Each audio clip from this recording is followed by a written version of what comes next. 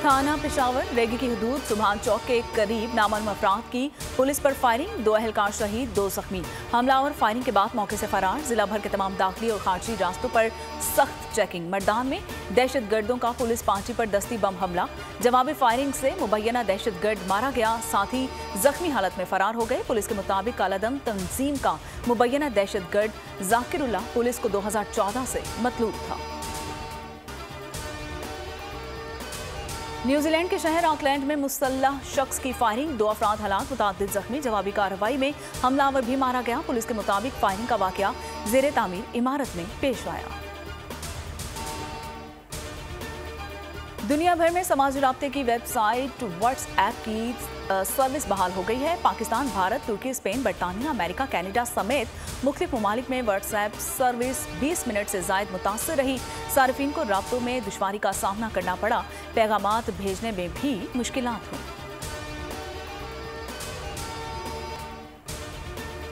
America ने एक बार फिर साइफर इल्जामात को बेबुनियाद करार दे दिया है। अमेरिका किसी भी अंदरूनी सियासत में दखल नहीं देता। तर्जुमान अमेरिकी महकमा खारजा मैथ्यू मिलर का साइफर मामले पर सवाल का जवाब, कहा कितनी बार इस सवाल का जवाब दे चुके हैं, हर बार एक ही जवाब दिया है कि ये इल्जाम बिल्कुल बेबुनियाद है।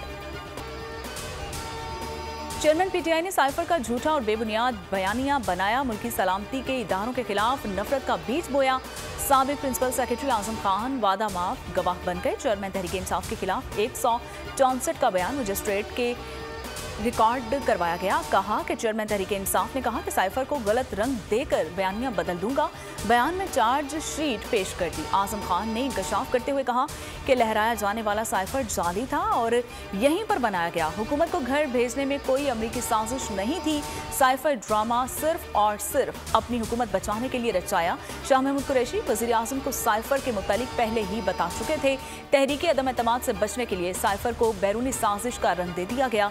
चेयरमैन पीटीआई ने साइफर 9 मार्च को लिया और बाद में गायब कर दिया। मना करने के बावजूद सीक्रेट मुरासला जाती मुफाद के लिए लहराया गया और साबिक प्रिंसिपल सेक्रेटरी आजम खान 1 माह बाद घर पहुंच गए। 15 जून को इस्लामाबाद से लापता हुए थे। आजम खान के तराफी बयान के बाद FIA का action. Chairman Tehreek Insaf, vice chairman Shah Mahmood Qureshi और असद उमर तलब। साबिक वज़ीर आज़म का 25 जुलाई को पेश होने का नोटिस। असद उमर और शाह महमूद कुरैशी को 24 जुलाई को बुलाया गया और साइफर से मुतालिक दस्तावेज़ात भी हमरा लाने की हिदायत कर दी गई। चेयरमैन पीटीआई के खिलाफ सीक्रेट एक्ट के तहत मुकदमा चलाया जाएगा। वजीर दाखिला राना सनाउल्लाह ने वाज़िया कर दिया, कहा कि आर्टिकल 6 के तहत कार्रवाई लीगल डिपार्टमेंट की राय के बाद की जाएगी। अदालत से सजा हो सकती है, गिरफ्तार भी किया जा सकता है। आजम खान का बयान मौजूदा शवाहिद की तायीद करता है। साइफर का ड्रामा मनसूबाबंदी से बनाया गया है, इसकी सजा हर कीमत में मिलनी चाहिए। जाती और सियासी मुफाद के लिए साइफर का ड्रामा रचाया गया है। खारजा ताल्लुकात को तबाह किया गया, मुईशत को बर्बाद और बहरान का शिकार किया गया। सानेहा 9 मई भी इस साजिश का तसलसल है। आजम खान को पहले अगवा किया जाता है, फिर तमाम कानून नाफिज करने वाले और तहकीकाती इदारे उनको हिरासत में लेने से इनकार करते हैं। आज अचानक खबर आती है कि 164 का बयान मजिस्ट्रेट को रिकॉर्ड करवा दिया। आजम खान के बयान पर पीटीआई का रद्द अमल, कहा अगवा, तशद्दुद और दबाव में लिए गए बयान की कोई कानूनी हैसियत नहीं होती। पीटीआई रहनुमा फारूक हबीब का भी रद्द अमल, ट्वीट में लिखा कि इतना ड्रामा और झूठ तो अफसानों और फिल्मों में भी नहीं होता जितना भूंडा स्क्रिप्ट यहाँ चलाया जा रहा है।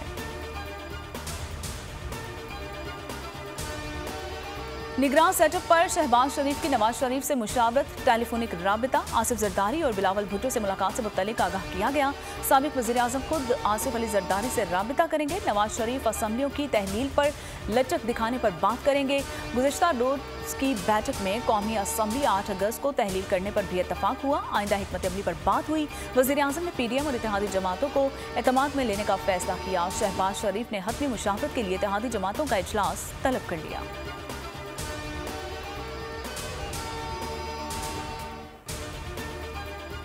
एमकेएम पाकिस्तान ने निगरान वज़ीर आला सिंध के लिए शुएब सिद्दीकी का नाम तजवीज़ कर दिया। गवर्नर सिंध मुस्तफ़ा कमाल और फारूक सित्तार पर मुश्तमिल वफ़द की वज़ीर आज़म से मुलाकात। शहबाज शरीफ की वोटर लिस्टों में बेज़ाब्तगियों को दुरुस्त करने की हिदायत। अहम फैसलों के हर मरहले पर मुशावरत की यकीन दहानी। मुशावरत के लिए वज़ीर आज़म ने कमेटी तश्कील दे दी। कमेटी नए इंतखाबात, निगरान हुकूमत और दीगर मामलात पर मुशावरत यकीनी बनाएगी। कामरान रसोरी का पीर सबगतुल्ला राशिदी और पीर सदरुद्दीन शाह से राबिता। निगरान वज़ीर आला सिंध के लिए एमकेएम पाकिस्तान का तजवीज़ करदा नाम समेत अपोजिशन लीडर के मामले पर भी बातचीत।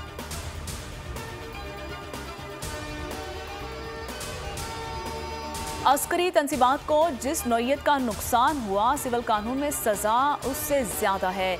मुलजमान का ट्रायल अगर सिविल अदालतों में हुआ तो सजाएं शायद ज्यादा सख्त होंगी। चीफ जस्टिस उमर अता बंदियाल के रिमार्क्स। कहा, बिलाशुबा सानेहा 9 मई हमले संगीन हैं।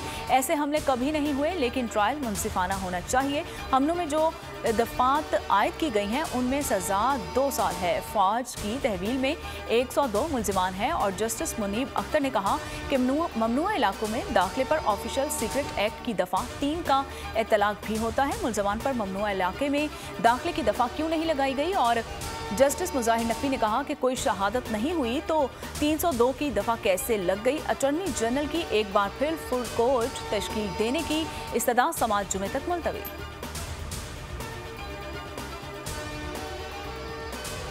चेयरमैन पीटीआई के वकील कत्ल केस में अपील समात के लिए मुकर्रर। सुप्रीम कोर्ट का 3 रुकनी बेंच आज अपील पर समात करेगा। आईजी बलूचिस्तान, प्रोसिक्यूटर और एडवोकेट जनरल को नोटिस जारी। चेयरमैन पीटीआई की दहशतगर्दी के 3 मुकदमात में जमानत में तौसी।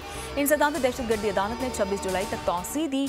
तोशाखाना केस नाकाबिल समात करार देने के खिलाफ अपील पर नोटिस जारी। चेयरमैन पीटीआई की हुक्म इम्तनाई की इस्तदा पर भी नोटिस जारी। और इस्लामाबाद हाई कोर्ट ने इलेक्शन कमीशन को नोटिस जारी करके आइंदा हफ्ते जवाब तलब कर लिया।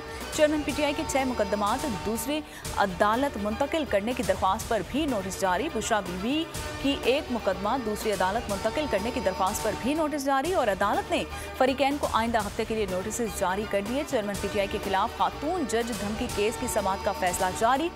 स्पेशल प्रोसिक्यूटर 24 जुलाई को दरख्वास्त बरियत पर दलाइल देंगे।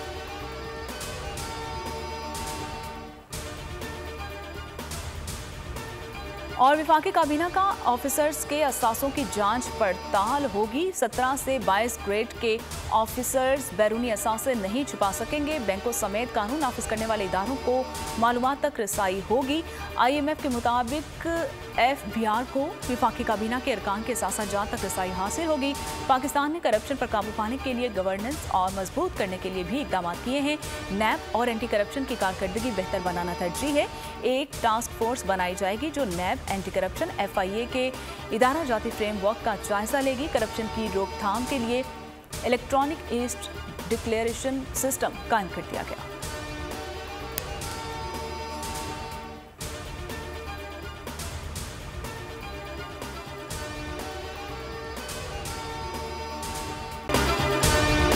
अगर आपको ये वीडियो पसंद आई है तो हमारे चैनल को सब्सक्राइब कीजिए और बेल आइकन को प्रेस कीजिए।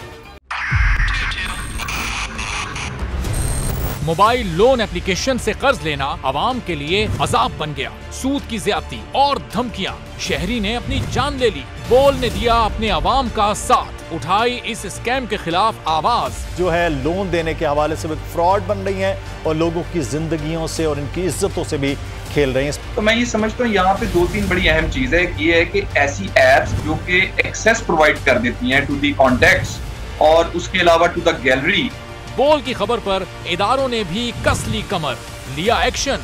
बोल की काविशें बराबर साबित हो गई। ऑनलाइन कर्ज माफिया के गिर्द घेरा तंग हो गया है, क्योंकि बोल है पाकिस्तान का नंबर 1 न्यूज चैनल। सब्सक्राइब करें और बेल दबाएं ताकि कोई खबर रह न जाए।